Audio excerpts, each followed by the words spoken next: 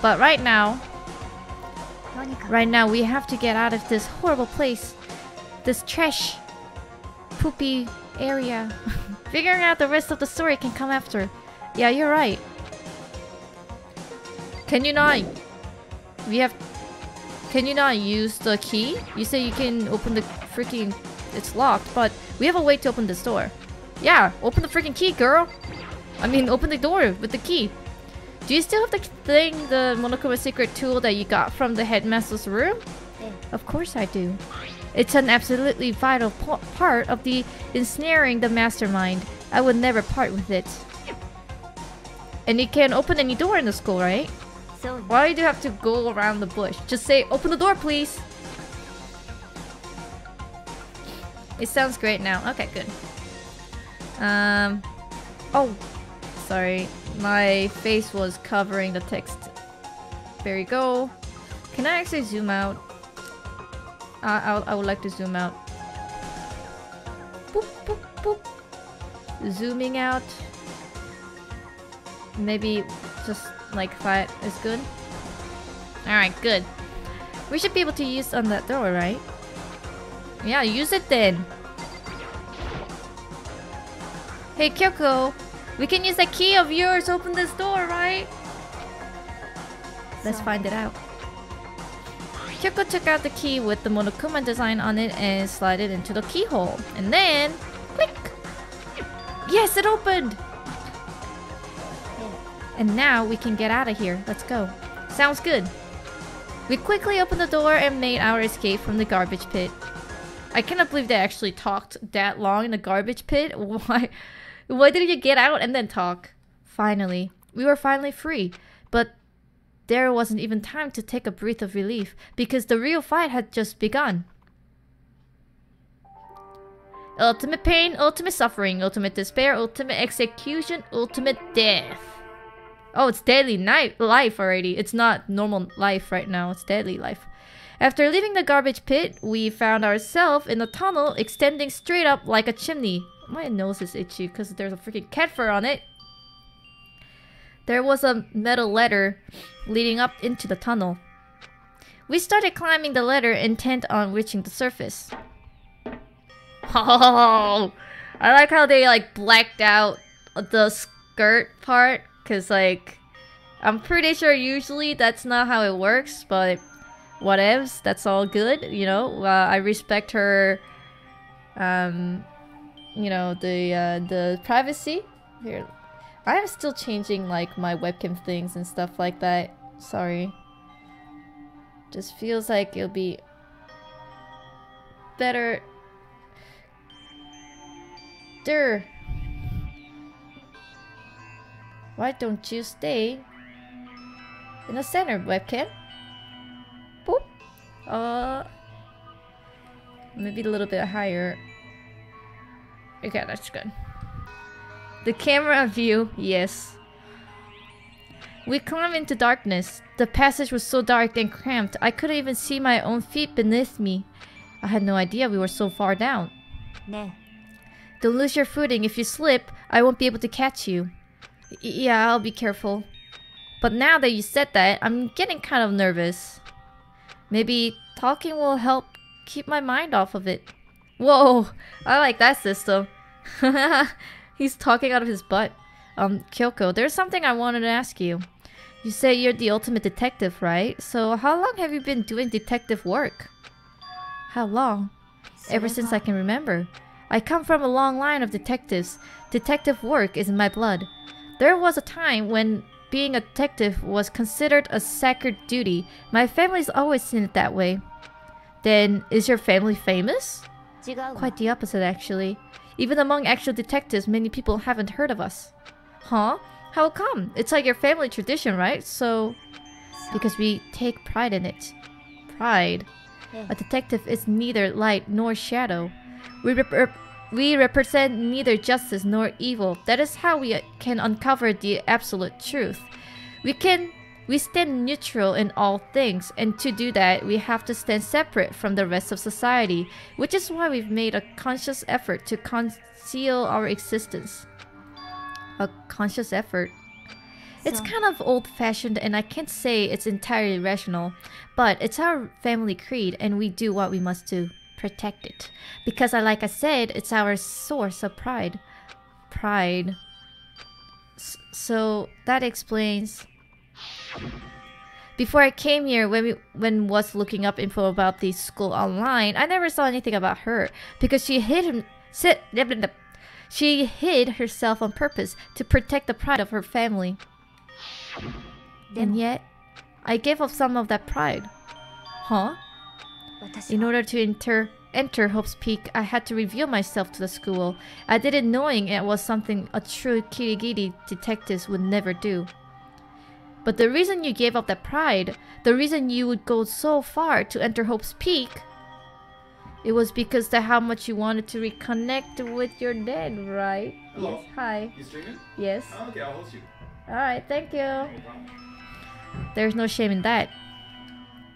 Reconnect? I had absolutely no desire to reconnect with my father. Huh? But you'd be reuniting after all those years, right? You would have made so much to talk about. There's nothing I want to talk to my father about. There's something I want to say to him though. What? No matter what it takes, I have to find him and tell him face to face. What is it? I want to I want to cut all ties with him. The last time I saw him, I was still very young.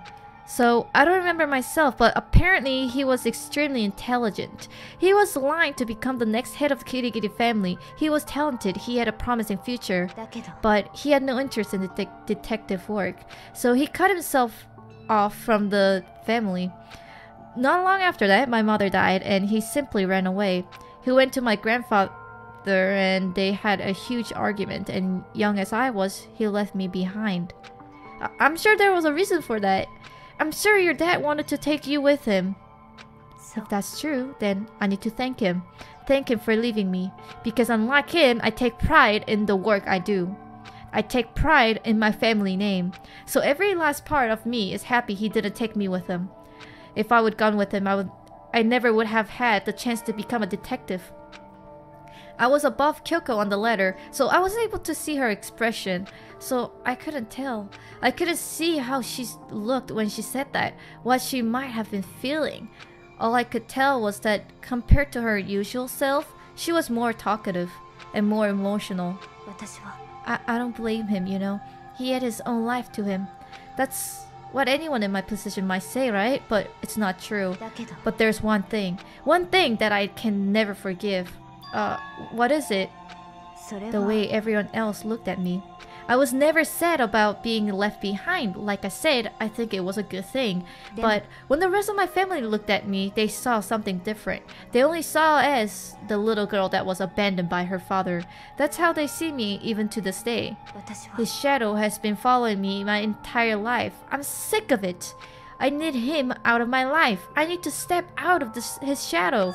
That's why I have to find him and tell him we're no longer family in order to settle the past, in order to remove him from my life forever. I have no doubt he forgot about me years ago. But your family to just cut him like that? Our only connection is through blood, nothing more. Are we connected by heart and soul? No. Is blood really enough to call someone family?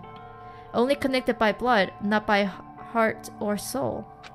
I was so shocked to hear her say something like that. I didn't know how to respond. So instead, I said nothing. Oh my god, finally we're getting out of that awkward scene. I just kept climbing the ladder in complete silence, and after I don't know how long, we finally reached the top.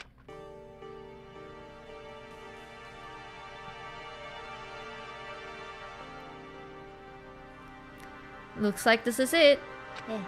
On the other side of the door, Hope's Peak is waiting for us. We're back. So, Remember that hatch on the ground near the trash room? I'm finally certain that that's where we will all come out. I unlocked it earlier, so... Oh wait, it's Kyoko that's talking. I unlocked it earlier, so it should open without much trouble. Well, here goes nothing. I reach my right hand up and push against the hatch. the hatch opened with ease, and so... Looks like we're back. But I can't believe how long that ladder was. I'm exhausted. I can't exactly say we're safe and sound, but at least we're out of there. Now we're back in Hope's Peak Academy. Koko, thank you. I would have never gotten out of there without you. No thanks necessary. I was just returning the favor. Yeah, girl. Freaking, I almost got killed because of you. So, now what to do? I'm glad I didn't die, of course, but if the mastermind finds out, and I'm worried about you too. You helped me, so they might... You're worried? Yeah, of course. Then let's just get a concrete answer. Huh? Let's ask Monokuma if there's a problem with you escaping. Wait, that's... If we try to hide, it's only a matter of time till we are found out, and it's not like we can run away. If she said that, she pointed at the nearby civilian's camera. So you're saying, rather than stressing out over getting caught, we should just give up now? Don't worry, what you think is going to happen isn't. Because the mastermind is the one that's ensnared. The mastermind is ensnared. You said something like that before, but what does it mean? The mastermind stood exposed during the investigation into Mukuro's death. There was a moment where the mastermind let their guard down. There was? If we can talk to Monokuma, we can confirm it. And it would be better for us if we go to him directly before he tracks us down. That should help with our negotiation. I'm still a little super uneasy about this, but we don't really have a choice, do we? Monokuma should be in the gym. Let's get going. How does she know that? To the gym we go, I guess.